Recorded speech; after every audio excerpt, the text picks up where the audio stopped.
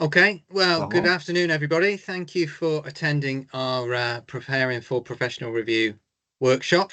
We run this workshop usually twice a year to aid and assist you with the process of professional registration at the Institute of Highway Engineers.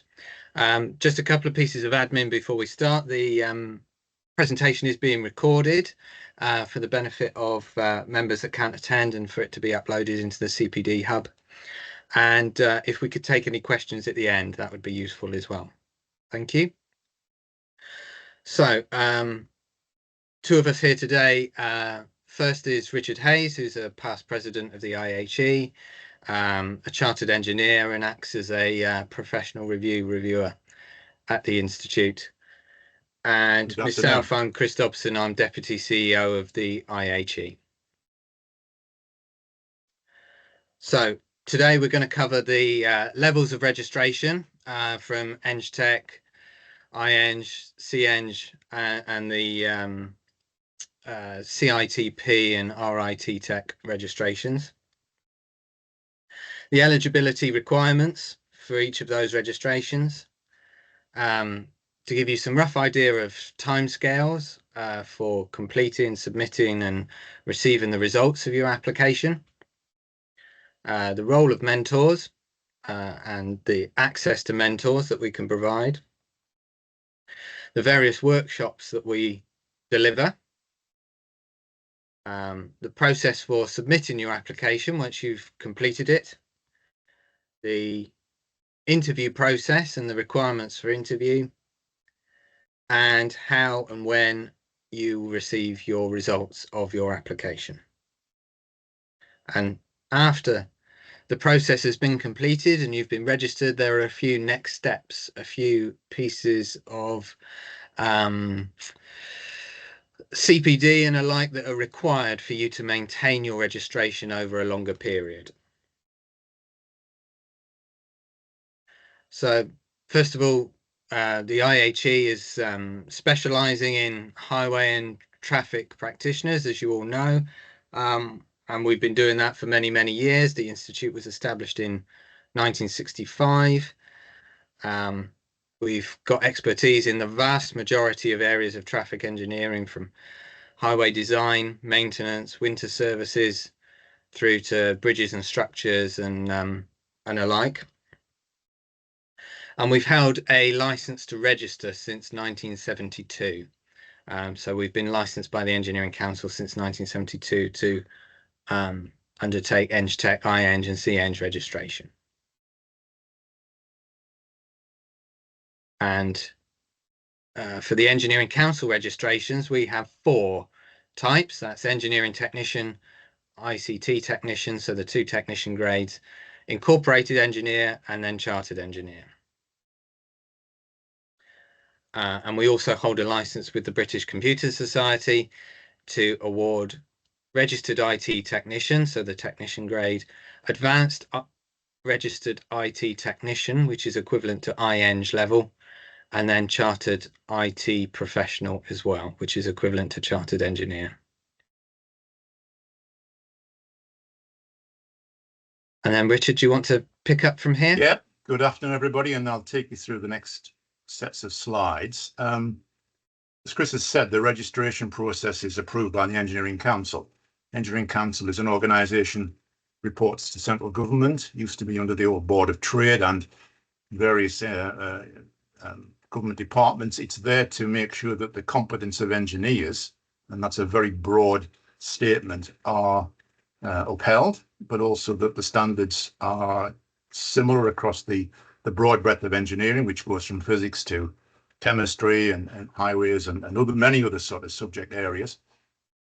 And the standard document that they produce is known in the industry as the UK spec. Now, spec to everybody suggests specification, but it's a slightly different acronym.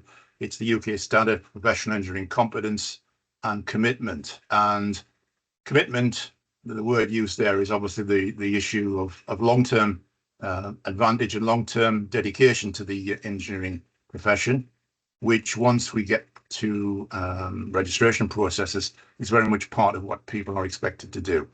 So everybody who provides engineering registration processes abides by these particular rules and regulations. So there's a consistency across the whole of the industry.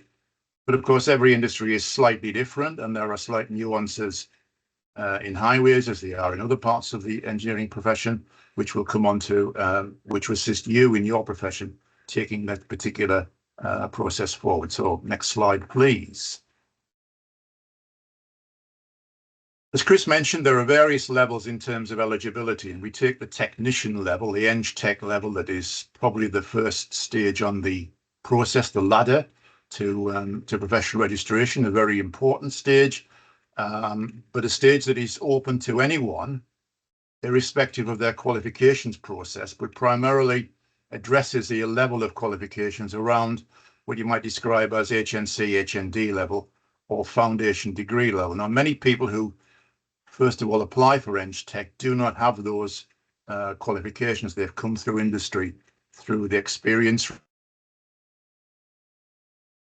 and the route, although slightly different in general, allows those with experience, in other words, no qualifications, but a reasonable level of experience, to apply for Eng Tech or ICT Tech without any significant holdback in the way that they carry out the application. So even though we do like people to be educated to that particular level, it's not important, it's not the be all and end all, and it certainly is not a barrier to progression through that process.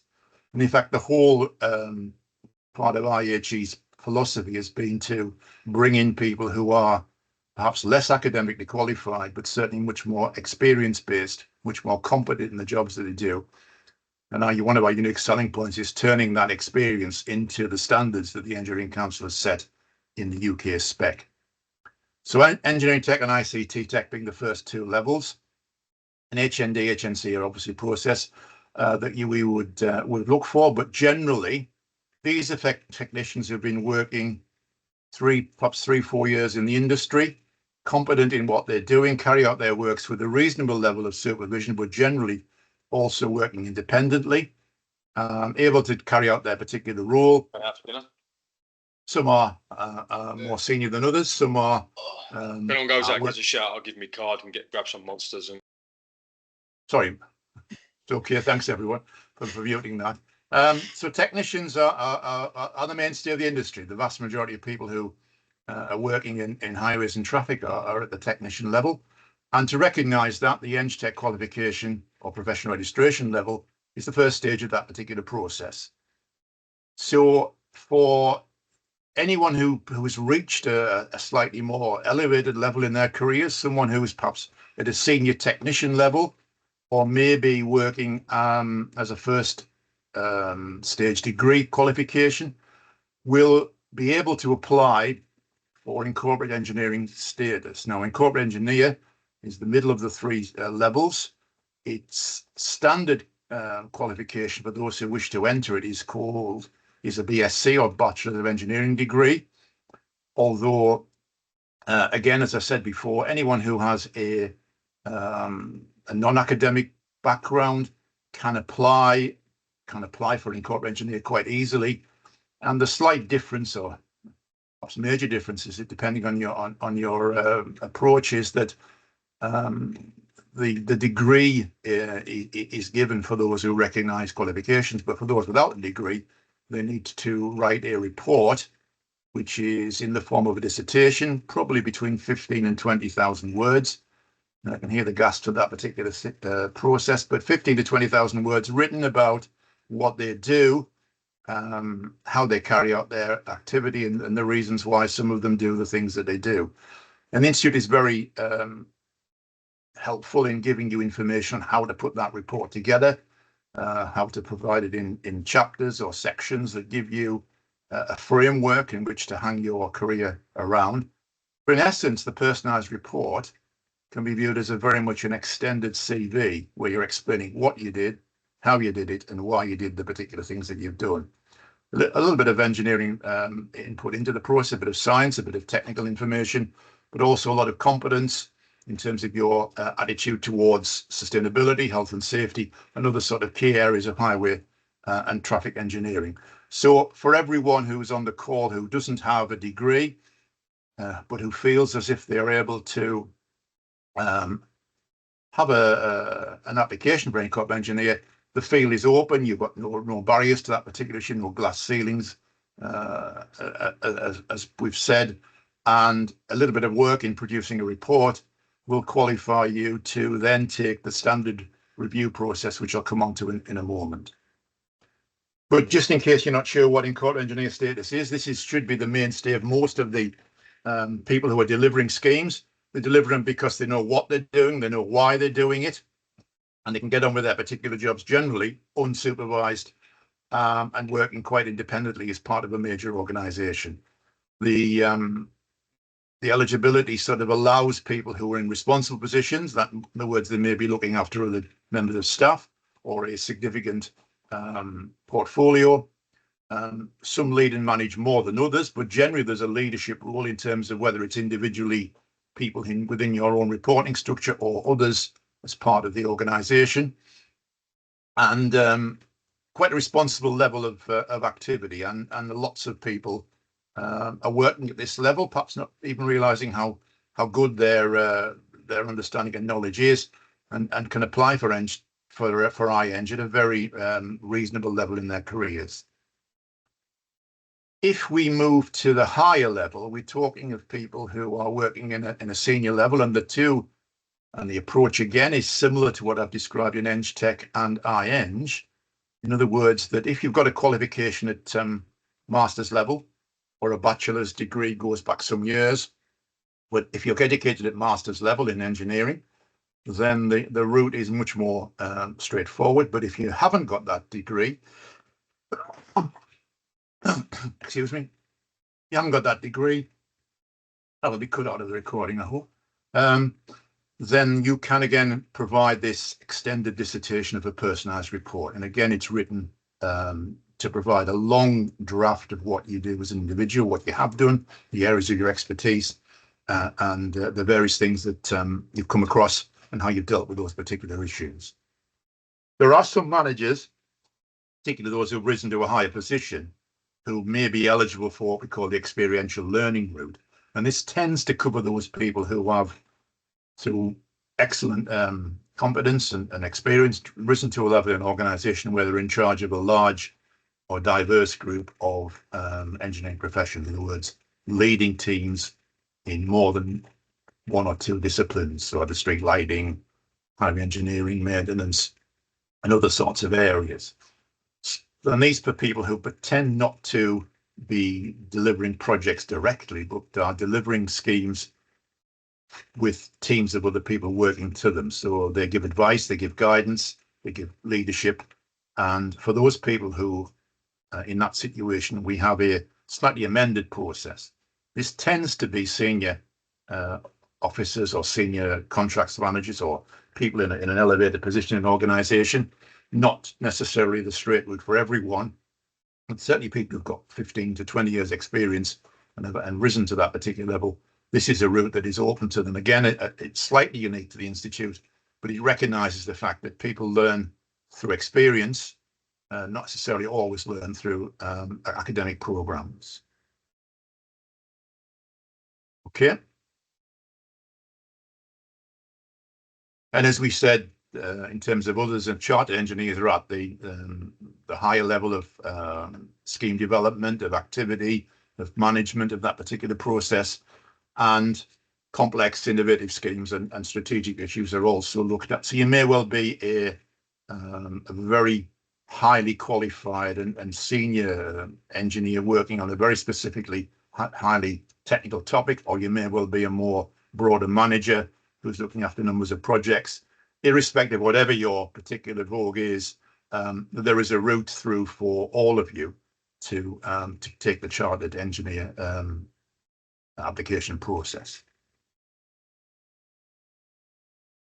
And for those of you who are working in an area where engineering is part of what you do, it tends to be a little bit more computer-based or IT-based or internet-based activity, then we offer what we call the RIT Tech.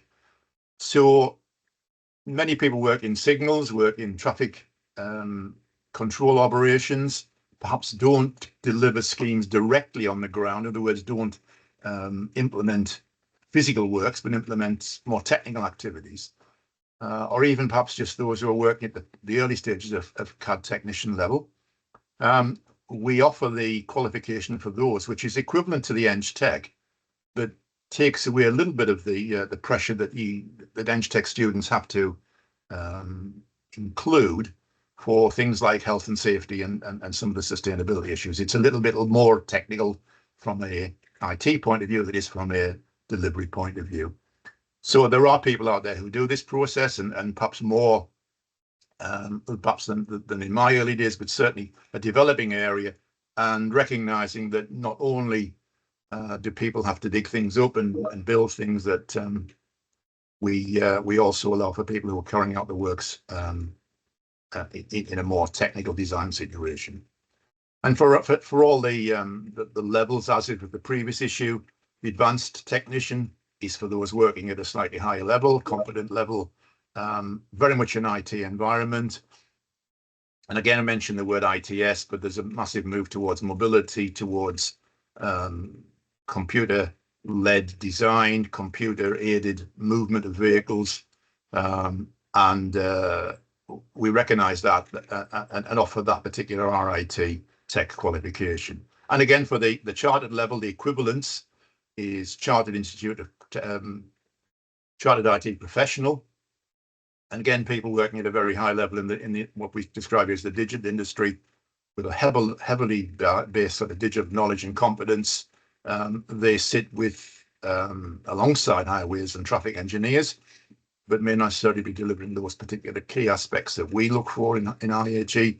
And therefore, the work we do with the British Computer Society in offering a chartered level for those people is there. It's not something that is drawing in massive numbers, but likely the way that technology is increasing in our industry to be something that comes a lot more for people, and offers the option of chartered status for those who may not be able to carry it out under the standard engineering council processes. So where do you start? Well, it's up to you to decide which level you think you are appropriate for. Occasionally you might want to stretch yourself a little bit and go for a slightly higher level. That's not a problem. And if you are struggling with that, you can always drop back down again. But anybody who's working in highways and traffic, there is a level for you to start with, and there's a level to progress to. And whether you've got a degree or non-degree, there's a level that can suit your particular process. I did mention that horrible phrase, 15 to 20,000 words, and I don't know whether that's put many people off, but please do not be put off by that process. 15 to 20,000 words written as, let's say, for example, 7 or 8 chapters, narrows it down to 1.5 to 2,000 words per chapter. By the time you write a number of key issues, you've probably got 500 words anyway, and then it's very difficult sometimes to actually curtail your report to those 2,000 words. So words will flow quite easily if we break it down into a structure that people can follow.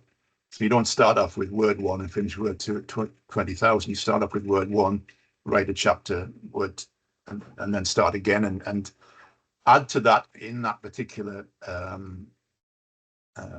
dissertation type process, experience of things that you've done, examples of things that you've done, drawings, calculations, emails, notes, whatever those particular issues are. And there is a very good blank report that we can let people have a look at once they've got started. It just shows the structure of how that particular report can be put together, and not quite as daunting as it sounds. But again, once it's getting started, it's probably the hardest bit of that process. So if you're still not sure, give us a shout. Give us a shout to ask which level is appropriate for you. Let us know what you've done. Give us a CV, qualifications, a bit of experience, and we'll quickly respond and say, look, this is your level. This is the level we think you can achieve. And we'll also tell you how you can achieve that particular process. Chris, I don't know, you can sort of jump in there and say how many people actually make this particular application. It's quite a regular series of forms that get sent in. So how does it work? Yeah, we're dealing with what 20, 30, 40 a week sometimes. And I think the thing that I would stress there is we need something granular and something concrete that we can make a judgment on. So we must have a copy of your CV, and that CV needs to show clearly what you've done in what roles over a time frame, and if you've got qualifications, the date you started, the date you finished, and exactly what you did and what you were awarded. Because without that level of granular detail, it's very difficult to give you the advice that you need around grades of registration to apply for. Thanks for that. So just moving on again. People can help you through this process, and the IHE has mentors. Your own organization will have people who can mentor you.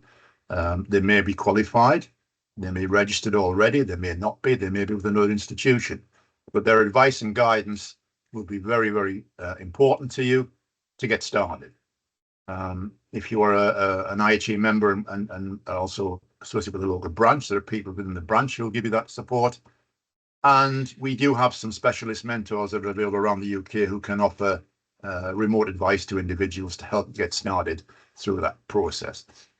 Probably more so for the incorporated and chartered level, but certainly have a look, have a talk, ask people if they are actually registered and how they went about their particular activity, and then look at the IHE documents and see how you can fill those in, apply your own experience and qualifications, and make a reasonable application quite quickly through that process. So mentors is simply someone who can give you help and advice.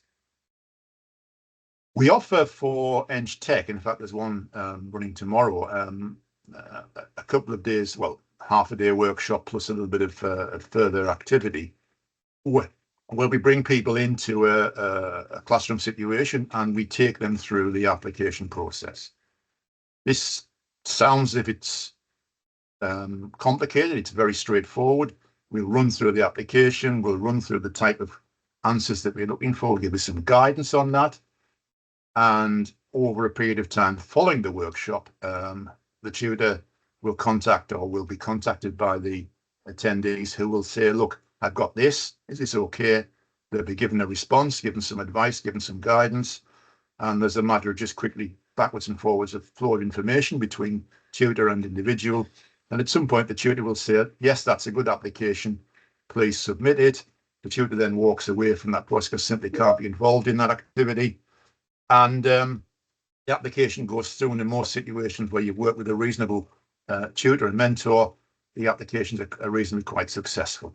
But it's something that just putting a little bit of time to one side to actually spend half a day or a couple of days going through this process. The application can be written in a very, very short space of time. So for Eng Tech, I would recommend that you have a look at that particular activity if you're really unsure, and join one of the workshops. Very sort of low cost activities, but will get you on the starting blocks and get you actually well down the course for your Eng Tech application. So the submission itself, all IHE documents that we have on our website are written in a very, what we describe as very plain English process. We have application forms and we have guidance notes. And the guidance notes very much tell you how to write the application. Application is similar, and certainly in Eng Tech processes, I would say that matches something you might already have prepared in a job application. So it gives all the background information to you as an individual, your experience, your work situation, your qualifications, who you work for, the level that you're working at, your job description, your person spec, things like that. So we understand who you are and what you are doing. And the core part of the document or the application process are 3 written questions. And the questions are basically extended dissertation on what you might write about yourself doing something, but not as lengthy as we described in iEng and CEng. These are sort of between 500 and 750 words, and 500 and 750 words, not 5 words. And They describe a particular topic, and you write about what you've done as an individual. There's a framework that we would supply for that process to help you get to the next stage. And if you include what we ask you to include, and again, the guidance document very much dictates what that should be, the application is pretty much a straightforward process.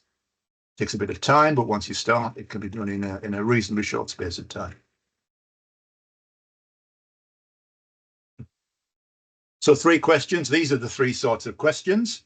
Question 1 basically asks somebody something that you're being given to do. So you describe a project that I as an individual was asked to carry out. How did I carry out that particular project? What information did I seek from whatever source? What guidance, best practice did I use to carry that issue out? How did I do my project design or task? Who did I report that to? Was it accepted? Was there any variations made? And then was it given as a delivery option to others? And it's very simple. I got a job, I did this, this is how I did it, this is how I developed that particular process. In question 2, we take the next stage on. So the job has been approved, the job has been identified. I'm going to now deliver that particular part of the work, either through an external contractor or through my own works organization. How did I go about it? How did I plan it? For example, timing, resources, health and safety issues, other sorts of contact consultation with the general public and other sort of stakeholders, and whether things went well, whether things didn't go quite as well as expected, whether there were issues with, let's say, for example, the ground apparatus that didn't come across, and explaining how those were all dealt with. Consequently, look at how the overall scheme was delivered. Did it come within budget? Did it come within the right time scale? What lessons could I learn from that particular job? And again, within 750 words, quite difficult sometimes to limit yourself to that particular word count, but it's about how a job was delivered on the either on the ground or through others. The third question is a sort of catch-all question in terms of your views towards professional development. So you are committed to the Institute and the Engineering Council and the principles and ethos of those organisations in terms of our conduct and our moral and ethical approach. What your views are on career development, in other words, how you would seek taking your career forward, how you would look at things like sustainability, how you develop that within your particular process, how you work with others, how you communicate, what examples you've got of direct or indirect communication with other parties, and within 4 or 5 paragraphs, fairly reasonably sort of well-written prose, that example can be given. Again, that question can be answered quite easily. So for everyone who's doing the Eng Tech, there are only 3 questions to answer. There are only 2,500 words to write. The rest of it is exactly what you have done and who you are and your background. So there's no gathering of massive amounts of information, but the 3 questions themselves focus on a piece of work or pieces of work that you've undertaken and allow you to develop and introduce to others the things that you have done. Now, the key part of this particular response is take nothing for granted by the reviewer. The reviewer will only hear, read, see what you have written, and therefore, if you don't put it down, he won't necessarily always assume that. So you need to be a little bit more careful that you write things in a little more detail, a little bit more basic than perhaps you would do explaining it to a colleague. This is to explain you understand the fundamentals of engineering as well as how to deliver that particular process. That's the only really sort of advice I would give in terms of take it back to first principles and then rebuild your question from that point onwards. For other submissions for iEng, and even, well, we'll come on to chartered as well, but for iEng, there are 5 basic questions, 5 basic statements you'll have to answer. Again, you can see the word count on there. And we use these 5 statements to ensure that you follow the UK spec standards. So all of the questions are written in a particular manner that ensure that the competence and commitment statements in the UK spec are followed. And you might perhaps consider, how do we do that? Well, we've done this over a number of years and narrowed it to a level where there are only 5 questions. And Statement A is about your knowledge and understanding. So it takes you back a little bit in terms of how you approach something in terms of your theory, technology. And then in the second part of the question, you talk about how you've developed a particular project and improved your own or its own particular activity. We move on through the quest statements B, which are really about design, manufacture, construction, commission, operate, and maintain, how you delivered activities. Statement C is about leadership, management, resource applications. So how did I plan? How did I manage? How did I make sure things were done to a high level? Statement D is a communications exercise. So can I communicate? But obviously the application form is a form of communication, but do I communicate well? Who have I communicated to? Have I got experience of proposal, presentation, or other issues? How have I dealt with equality, diversity, and other sorts of issues? And then statement E is a similar sort of statement to what we said in the Eng Tech process: codes of conduct, safety, sustainability, professional development, and the moral and ethical part of our activity. And again, they look complex, but really in many ways, it's just another confirmation of what you've done. And if you're doing an IEng submission, and I've already done a personalized report, there is no reason why you can't replicate some of that personalized report within this particular set of answers. So they're not two different sets of answers. They can be the same topic explained in a slightly different manner. So it's not necessarily having to provide twice as much work as you think. It could only just be one significant piece of work.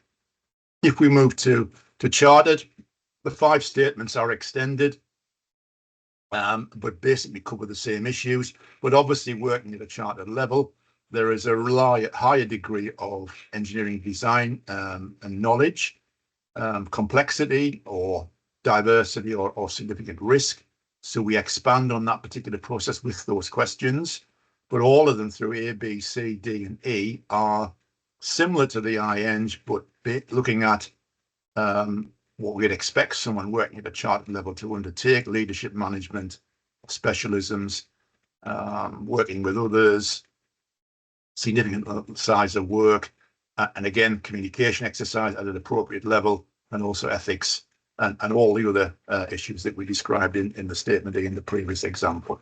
So they are quite similar. The level at which you write it at is a little bit slightly different. IEng is sort of, well, why am I doing this? And CEng is, well, I'm explaining and I'm analysing why I do something. So a bit more analysis and general understanding of why things are carried out the way that they are doing. And the application process is one in which you will submit the application form your personalised report, if that's appropriate. Once that is submitted, it's looked at by a number of reviewers who will be appointed to your discipline. And if they feel that you have provided a good application and you've covered the right engineering council competencies and commitments, then you will be called for interview. If you're applying for Eng Tech, it's a paper-based application.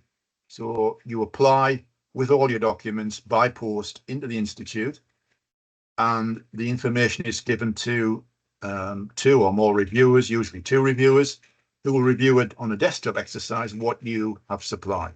So what they see is what you provide is what they get. They get nothing else from you. And they will do that paper-based review and they will make a judgment. And usually that particular activity can be wrapped up in about 6 to 8 weeks. So it's not a particularly long process. If they feel that the application hasn't quite hit the appropriate level, then they will refer you back and ask you to resubmit. So you've got an opportunity to review with some comments on where the slight weaknesses need to be addressed. If they feel that they want to have a discussion with you, just a quick phone call, 10-15 minutes, just to clarify something, that could happen, or again, quite a rare process. But usually, once you've submitted the application, within 8 weeks, you can turn the whole thing around. If you're applying for IEng and CEng, Then the CEng and IEng process go through a similar activity. They're looked at by reviewers. Viewers make comments. If they feel that they are at the right level to come forward, then they invite them forward. If they're not, they ask them to add some further information, update, add further detail, resubmit, and then approve the coming forward. They may also sort of say, well, actually, yes, you can come forward, but you do need to address this particular issue at the next stage. Because for both IEng and CEng, the reason why it takes slightly longer is that there's an interview process. A professional review is undertaken with the applicant, face-to-face or online, where two or more reviewers will discuss the application with the applicant, who will provide a level of information to start that conversation. Often the words, they might do a short presentation or provide a piece of work to review. And as a discussion takes place between the reviewers and the applicants, probably takes 1.5 to 2 hours. And at the end of the exercise, the reviewers make a decision. If you are submitting a professional or personalized report, then that is discussed initially before we move on to the application process. It seemed to be a two-stage process. It can be longer than 2 stages. However, it probably extends the whole interview by probably about half an hour or so 2 hours maximum, usually for these applications. And the same applies to chartered level. We go through the same activity. Now, online, I think there's an example of in the resources area about what the professional review looks like and how it's carried out. It's worth having a quick look at, because it will sort of put you at ease through that process. Putting information back to the Institute, and this is probably where we reflect on the Engineering Council being a little bit behind the scenes, but it has to be a paper-based application. And it has to fit really within a binder, a folder that probably is about which is probably letterbox size. We don't want massive folders, rings and rings of information, because some reviewers are not very happy when there's lots of information to go through. They want it much more succinct. And reflecting the fact that engineers, we need to communicate effectively, and just overloading an individual with thousands and thousands of words isn't going to improve the application process. Often people put them in binders and then put them in wallets. Please don't use plastic wallets, because I've got a drawer full here and I just get sick of taking things out. But that's something that we all get quite slightly annoyed about, but it doesn't really make any massive difference. Present the information. As I said, hard copies. Follow what it says in the instructions, and we may ask you for more hard copies at the later stage.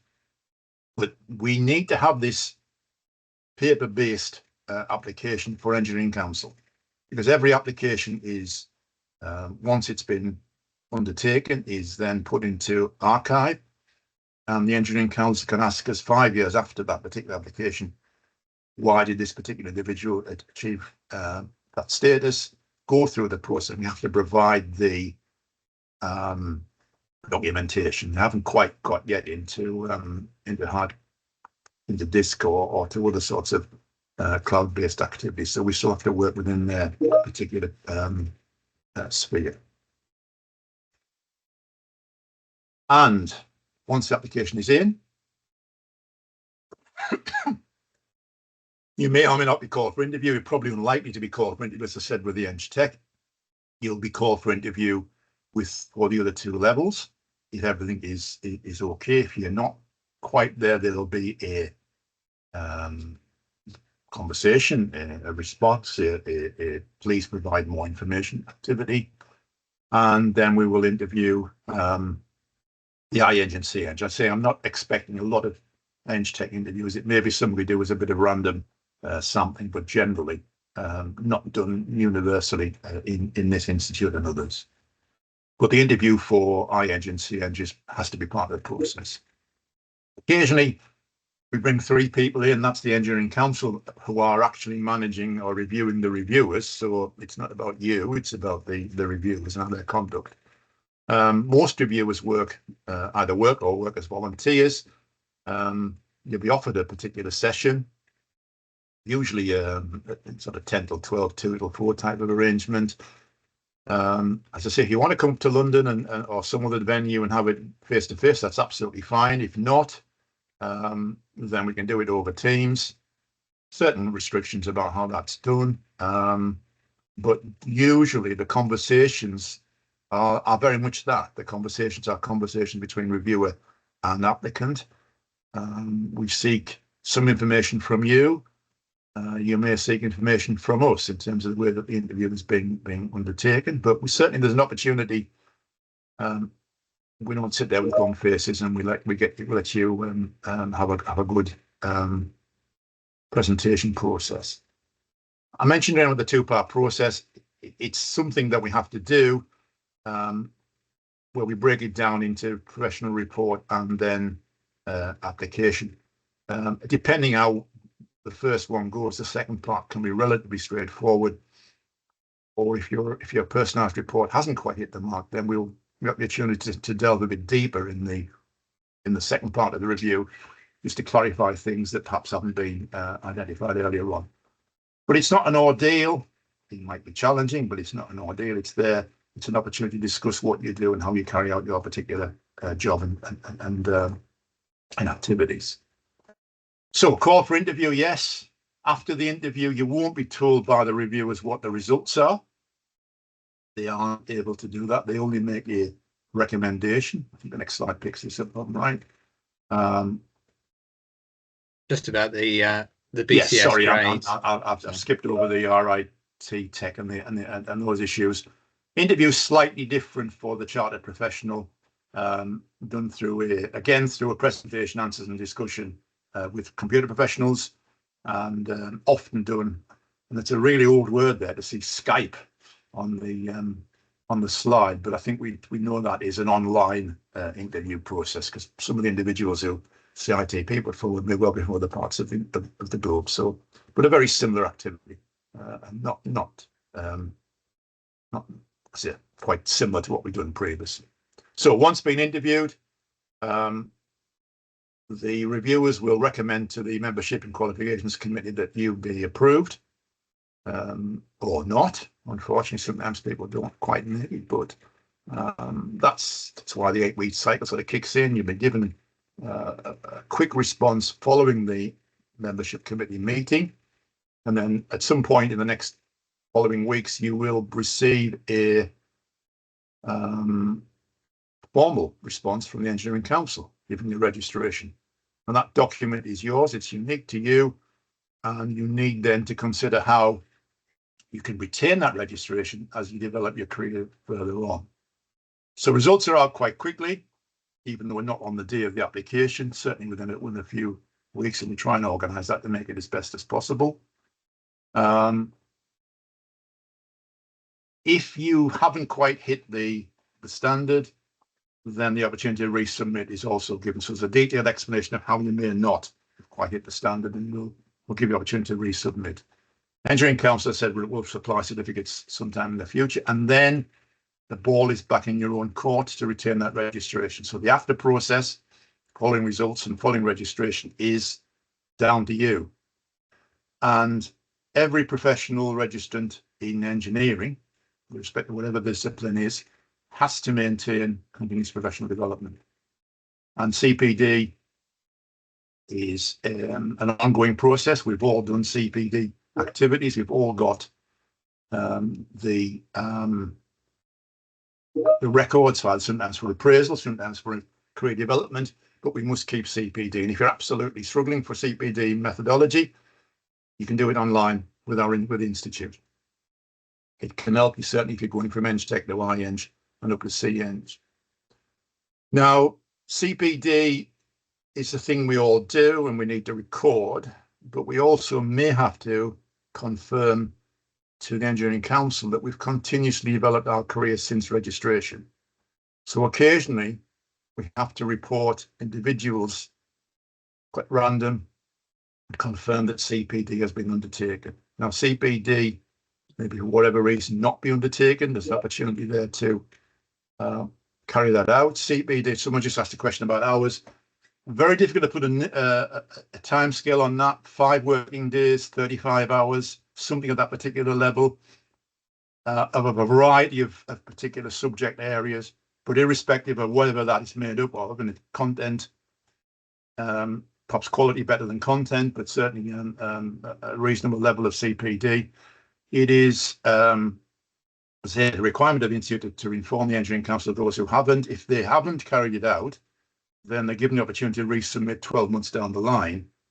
Now, the sanction, the ultimate sanction of this is deregistration, but it's not happened yet.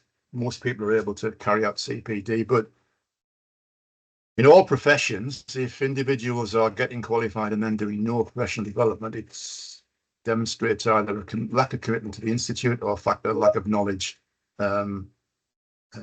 maintenance and increase. So we do expect CPD to be undertaken. I think, and finally, Chris is going to sort of wrap this part up before we do any Q&As, and perhaps Chris just pick up any issues that I've missed in this particular section, and hopefully we can start answering some questions. Yeah, I think that's fairly comprehensive. Like I said, just there again, if you do want guidance on what grade I should apply for or anything of that nature, email professional reviews at the IHE, but make sure you include a copy of your CV with sufficient detail for us to give a reasoned judgment about your qualifications and your work experience and the like to date, really. I think they're the two. I think the key thing I've got to say is that you've got to be a member of an institute. I think that's the key thing in this process as well. You need to be members of IHE before you can start the process with us. Some of you may well already be members. Just in case you're not, you have to become a member before we kick this process down the line. Any questions then? Richard, if you want to have a look in the chat, there's quite a few questions. Might be easier if you read them. Right, if I read them out, Cheryl, can you tell me if they've been answered or not? So CEng personalized report, 10,000 words. That is the guidance amount. It should be sufficient for any individual to reach all the learning outcomes in 10,000 words. However, if that's not possible, then we do allow a bit of leeway, and we do take a reasonable view on that if more words are required, but it can't be excessive, because if it gets excessive, then the reviewers don't have the time as volunteers to deal with that. I'm suggesting that when I say 15 in some other areas, that actually that includes everything that you part of the application process. So the CV, the job description, everything else, that the text needs to be around 10,000 words. I think that's probably where I would push that for people. So the core, it depends how you put the document together, but generally the core part of the process, the information about you and your individual activity, would be around the 10,000 word mark, with everything else added around that as a supplementary set of evidence. Yeah.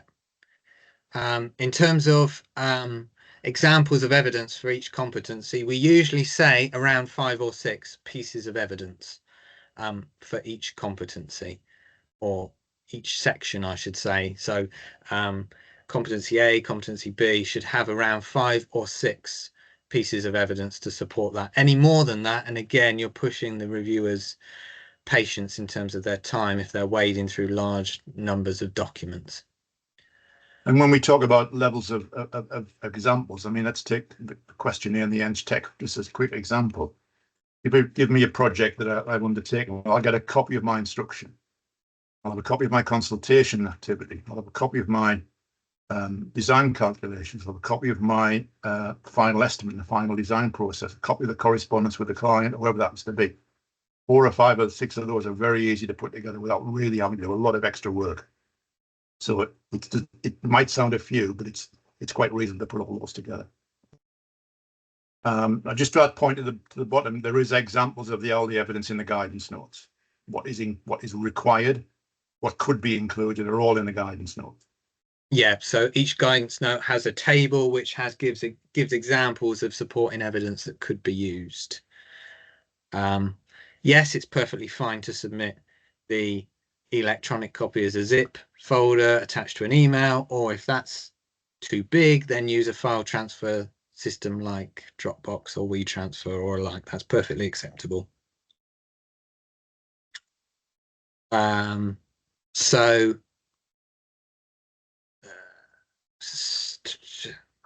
I would go with whatever the PDF document states as regards the CEng application. We pulled this presentation together for last year. If there's been a change, then the CEng guidance document in its current form as available in the members area is the guidance that you should use. So apologies if there's an inconsistency there. And certainly you can apply, if you can't get it into the box, put a separate Word document as a piece of evidence. It doesn't have to be within the box. Yeah. The matrix ideally should be 1 page, but there's no limit to that. That will be driven by the length of how many evidence documents you've got included, but it should really fit on 1 single page. The employer proposal statement, it has to be your line manager. It does not have to be a proposer or seconder, but it has to be your line manager because that individual has direct knowledge of the work that you are undertaking. There's a question above that about the document matrix that we ask people to put in. The document Covered that one. Have you? Sorry. Okay. Yeah. And the CPD, I would refer you to, there's a separate CPD guide in the members area that gives you examples of CPD, and there are some CPD templates in there as well if you do not have a blank record to start. But you can also use documents supplied by your employer, so employer appraisal documents or screenshot of employer recording systems are perfectly fine as well. You don't have to use our templates, but they are there for you to use if you need them. The question on CEng experience, Yeah. my answer would be go back as many years as you've been working at CEng level. So you can reflect on what you've done previously if it's appropriate, but it has to be at the CEng level. For the CEng presentation, the synopsis there is for you to broadly outline what schemes you're going to cover in your presentation, and a brief précis of what that presentation will be. The presentation itself does not need to be submitted in advance. It will be presented on the day, but the synopsis is just there to ensure, for the benefit of the reviewers, that your presentation is going to cover the things that they are looking at. CPD, again, the number of recommended hours, etc., is all covered in the CPD guidance document, which is a separate document in the members area. There is no specified number of hours, although, Richard, as you've said, we usually say about 35 hours is what you're looking for as a reviewer, but there's no clearly specified number of hours because it's the reviewer's judgment about whether that CPD is appropriate for the individual and the work that they are undertaking. It doesn't have to be certified either. And it doesn't have to be certified. Yeah. And any experience obtained overseas is perfectly acceptable as well, providing it can be evidence and providing it can be linked to the competencies. Overseas experience is perfectly acceptable. The question around grade of registration, again, please email your CV in and we will pass it to an appropriate individual to give that guidance, specific guidance as appropriate. And for individuals working in academia, there's a separate guidance document available in the members area which shows where work that you have undertaken in academia can meet specific competencies, and where there may be a gap in the industrial experience you've got, and where that can be met with academic activity as well. Richard, you've been doing a couple of these recently. Do you want to elaborate?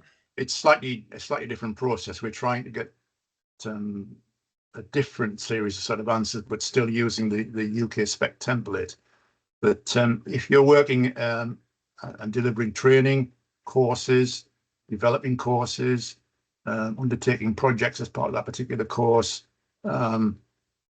it's quite common that you've got experience perhaps you don't realise, and we'll build you on that process. But there is Chris said, there's guidance to follow, and once you start reflecting on what you have done, I think it's quite easy to fill that particular application process in. Yeah. The question about experience being 10 years ago, I'm afraid that would be considered too long ago. Any experience that you need to evidence should be, quote, recent is the term that the Engineering Council use. Now, we say that can be anything up to 5 years, but beyond 5 years, that's pushing the definition of recent, we believe, too far. And it's unlikely you're working at the appropriate level as well. I think that's the other issue, of course. Yes. Yeah, and it's difficult to understand how something from 10 years ago would then relate to the current competencies as well. So that's why we say that there should be a 5-year limit on recent experience. The question around individual assessment, if there's a specific question around that and which route to go down, again, I would say if you email a copy of your CV in, we can give you some bespoke individual advice on that and point you in the right direction. There's no right or sort of wrong approach to this. It has to be down to our judgment, whether that, as an individual or working at the experiential learning option level. Yeah. And that's a reflection on what you're currently doing. And does that preclude you, as it were, from doing a project-based report? Yeah. There's no problem with using multiple projects for examples or indeed in a presentation. We prefer one. It just makes it a bit easier on the reviewers, but there's no problem using more than one example or project in your presentation. Richard, do you have a preference on that as a reviewer? I don't think so. I'm quite happy to see a diversity of projects, simply because it can explain a number of different points, but they need to be linked. They need to be related to each other in some sort of way. So that we can show, I mean, somebody will work on a number of projects at the same time, necessarily also work on one single project. So if they're working side by side, we would be happy with that. Often people will put a project in their personalised report and a different project in their application process or review process. That's perfectly fine as well. It depends whether the project can give you all the evidence to actually explain a particular point. If it doesn't, then a second one can add to that process. Yeah. Okay. The question around evidence, again, that's probably my fault. I've probably not communicated that. So really, we're looking at 5 or 6 pieces of evidence for each of the 5 competency headings. That's the bare minimum. You may need more to evidence specific competencies, and that's fine. The key driver at the end of the process will be that document matrix, because for each of the 17 competencies, you will need to have something that ticks, an evidence document that ticks each of those 17 competencies. Now, there's no problem with using the same document to evidence multiple competencies. So that's why we say 5 or 6 for each of those broad competency headings, A, B, C, D, and E, should be sufficient, but there's no problem with using more if needs be. You can use projects that are in progress, yes, as an example and as a piece of evidence, but obviously you can't evidence the end outcome. So it's not a problem using things that are in progress, but you can't work on the assumption that the scheme is going to be completed in full according to plan and use that as a piece of evidence. I think that's probably a fair summary, Richard. Yeah, it is. Yeah, that sounds fine. Yes, we can. Yes. Go on. Go on. Right. Sorry. I was going to say, in terms of the proposal sector coming from outside the EC or the UK, I think certainly for a sector that's not a problem. I think the proposal has to be Yeah, we will accept overseas if they're registered in the country, Yeah. the relevant country. Yeah. Professional reviewers, we have many depending on which time of year and their availability. So that's probably an impossible question to answer. But we've got sufficient reviewers to undertake the reviews that we're presented with at the present time. The line manager completes the employer proposal statement. It does not matter what their registration status is, if they're registered or not. As long as they're your line manager, they complete the employer proposal statement. And yes, it's perfectly fine to produce drawings, sketches, what have you, that have been produced on a plotter. We're not concerned about the size. You need to print the documents off and submit them in the folder. And we've discussed the number of individual documents that should be included in each application. And the line manager can also be a proposer. There's no problem with the individual being used multiple times. However, if they're going to propose your application, they need to be registered at or above the grade to which you are applying for. So if you're applying for iEng, they need to be registered as iEng or cEng to complete the proposal, to sign as a proposer. And yes, we do take a pragmatic view. If you're new in a job, then a previous line manager can complete the employer proposal statement as well. So I think, Cheryl, that is a quick skim through of the chat while we've been presenting. Are there any further questions on the fly that anyone wishes to ask? Raise your hand and we'll have a look.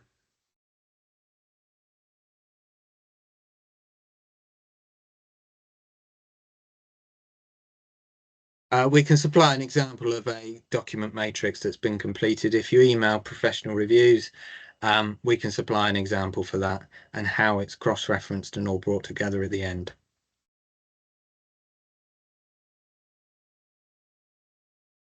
Right, yeah. And there's no hands gone up. So no. Is everyone on that basis? Yeah, go on.